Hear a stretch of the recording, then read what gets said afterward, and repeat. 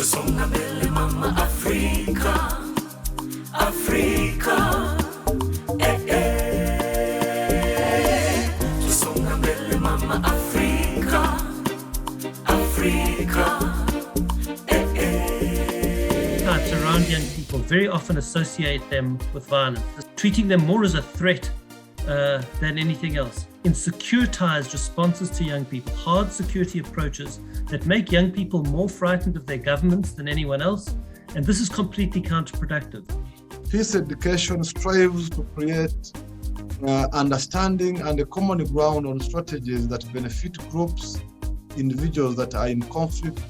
The children of today, they are the leaders of the 2063, but the young people of today, they are leaders of today. Be mindful of what we do, especially for the digital hygiene part.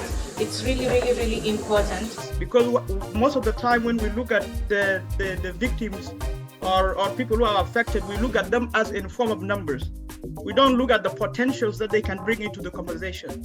And I think it is very important that not only the youth that have been victims, but every youth need to be meaningfully engaged, as well as also recognize what they can do and for them to be appreciated for what they have done. Socio-economic integration in East Africa, it can only succeed if peace, stability, and security are established in the region. Article 124 of the treaty establishing the East African Community is very clear on issues of security, but also the strategies that we take to ensure our people move across the borders in East Africa with a lot of peace.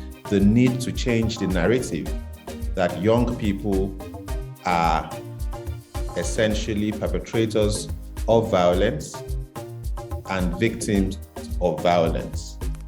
Article 120 of the treaty calls on partner states to develop a common approach towards marginalized groups, including children and young people, PAC integrations, without getting the youth involved. Long live the East African community, long live the young leaders. May God bless you all. Thank you for your kind attention.